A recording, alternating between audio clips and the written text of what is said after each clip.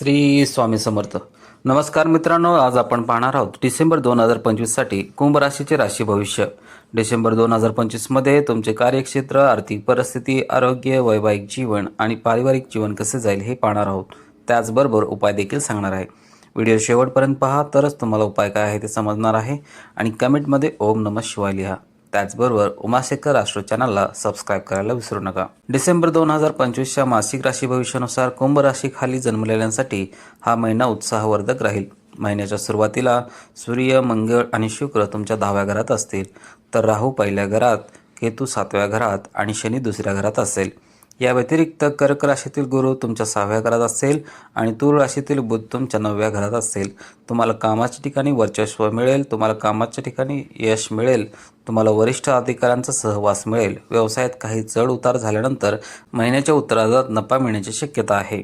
या महिन्याच्या पहिल्या 6 महिन्यात तुमचे उत्पन्न वाढेल, ज्यामुळे तुमची आर्थिक परिस्थिती सुधारेल. तसेच काही खर्च कायम राहण्याची शक्यता आहे. वैवाहिक संबंधामध्ये तणाव वाढेल आणि तुमच्यातील मतभेदामुळे समस्या वाढू शकतात, म्हणून तुम्ही हे लक्षात ठेवले पाहिजे.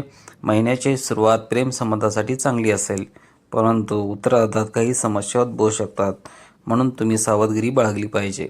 विद्यार्थ्यांना कठोर परिश्रम करणे कठीण जाईल, परंतु ते कठोर परिश्रम वाया जाणार नाही. ते फळ देईल आणि तुम्हाला तुमच्या परीक्षेत चांगली कामगिरी करू शकाल. आरोग्याच्या दृष्टिकोनातून महिना चढ उतारांनी भरलेला असेल, म्हणून तुम्हाला संपूर्ण महिना तुमच्या आरोग्याकडे लक्ष देणे आवश्यक आहे. करिअरच्या दृष्टिकोनातून हा महिना तुमच्यासाठी चढ उतारांनी भरलेला असेल. महिन्याच्या सुरुवातीला सूर्य, मंगळ आणि शुक्र 10व्या घरात असतील आणि आकाशीय गुरु 6व्या घरात असेल. तुमच्या 10व्या घरात दृष्टिक्षेप करेल, ज्यामुळे कामावर तुमचे वर्चस्व वाढेल. तुमच्या चांगल्या कामगिरी आणि कठोर परिश्रमामुळे तुम्ही तुमचे काम शेवटपर्यंत पाहू शकाल. 4 तारखेला गुरुग्रह मागे जाईल आणि तुमच्या 5व्या घरात प्रवेश करेल, ज्यामुळे तुमच्या कामात बदल होऊ शकतात. नोकरी बदलण्याची शक्यता वाढेल आणि जर तुम्ही नोकरी बदलण्याचा प्रयत्न केले असतील तर तुम्हाला यश मिळू शकते. 6 तारखेला बुध तुमच्या 10व्या घरात प्रवेश करेल आणि 7 तारखेला मंगळ तुमच्या 11व्या घरात प्रवेश करेल. त्यानंतर 16 तारखेला सूर्य तुमच्या 11व्या घरात आणि 20 तारखेला शुक्र तुमच्या 11व्या घरात प्रवेश करेल, ज्यामुळे तुम्हाला तुमच्या वरिष्ठांचे सहकार्य मिळेल. ते तुमच्या प्रत्येक कामाकडे लक्ष देतील आणि तुमच्यावर त्यांचे आशीर्वाद देत राहतील. तुम्ही तुमचे काम सुधारण्यासाठी प्रयत्न कराल, कामावर तुमची स्थिती मजबूत कराल. केतू संपूर्ण महिना 7व्या घरात राहील. तुम्हाला तुमच्या व्यवसायाकडे बारकाईने लक्ष द्यावे लागेल. महिन्याचा पहिला भाग कमकुवत राहील. व्यावसायिक भागीदाराशी संबंध बिघडू शकतात, परंतु 17 तारखेला सूर्य 11व्या घरात प्रवेश केल्यानंतर चांगल्या नफ्याची शक्यता निर्माण होऊ लागतील. या महिन्यात तुमच्या आर्थिक परिस्थितीबाबत चढ उतार येण्याची शक्यता आहे. महिन्याच्या सुरुवातीला गुरु 6व्या घरात असेल आणि 12व्या घरात असेल, ज्यामुळे तुमच्या खर्चात अनपेक्षित वाढ होईल. तुम्ही धर्मादायक कामावर पैसे खर्च कराल, ज्यामुळे तुमच्या आर्थिक परिस्थितीवर दबाव येऊ शकतो. राहू तुमच्या स्वतःच्या राशीत असल्याने तुम्ही योग्य आर्थिक निर्णय घेऊ शकणार नाही, ज्यामुळे अडचणी येऊ शकतात. तसेच 12व्या घराचा आणि पहिल्या घराचा स्वामी शनी संपूर्ण महिन्यासाठी दुसऱ्या घरात असल्याने तुम्हाला परकीय स्रोताकडून पैसे मिळू शकतात आणि इच्छाशक्तीने पैसे कमवण्यात यशस्वी व्हाल. संपत्ती जमा करण्यासाठी काळजीपूर्वक विचार करावा लागेल, परंतु तुम्ही सक्षम आणि यशस्वी व्हाल, ज्यामुळे बचत वाढेल. महिन्याचा उत्तरार्ध तुमच्यासाठी अत्यंत फायदेशीर ठरेल, कारण गुरु 5व्या घरात गेला असेल आणि सूर्य, मंगळ आणि शुक्र 11व्या घरात जातील, ज्यामुळे तुमच्या उत्पन्नात अनपेक्षित वाढ होण्याची शक्यता आहे. तुम्हाला अनेक स्रोताद्वारे संपत्ती मिळण्याच्या उत्तम संधी मिळतील आणि तुमची आर्थिक परिस्थिती समृद्धीकडे वाटचाल करेल. डिसेंबर मासिक राशी भविष्य 2025 नुसार हा महिना आरोग्याच्या दृष्टीने सरासरी राहण्याची शक्यता आहे. वृश्चिक राशीच्या 10व्या घरात सूर्य, मंगळ आणि शुक्र महिनाभर तुमच्या राशीत राहू आणि महिन्याच्या सुरुवातीला 6व्या घरात गुरु असल्याने तुम्ही तुमच्या आरोग्याबाबत निष्काळजी राहू शकता. या निष्काळजीपणामुळे आजार होऊ शकतात. तुम्ही तुमच्या आहाराकडे बारकाईने लक्ष दिले पाहिजे, कारण यामुळे आरोग्याच्या समस्या उद्भवू शकतात. पोटाच्या समस्या देखील तुम्हाला त्रास देऊ शकतात. तुम्ही जितके हलके आणि पचण्याजोगे अन्न खाल तितके चांगले, अन्यथा पोटाच्या समस्या तुम्हाला त्रास देत राहतील. 7व्या घराचा केतूचे स्थान तुम्हाला संसर्गास बळी पाडण्याची शक्यता देखील वाढवू शकते. शुक्र, सूर्य आणि मंगळाच्या त्रासामुळे खोकल्याशी संबंधित समस्या कधीकधी तुम्हाला त्रास देऊ शकतात. तसेच महिन्याच्या उत्तरार्धात काही समस्या कमी होतील.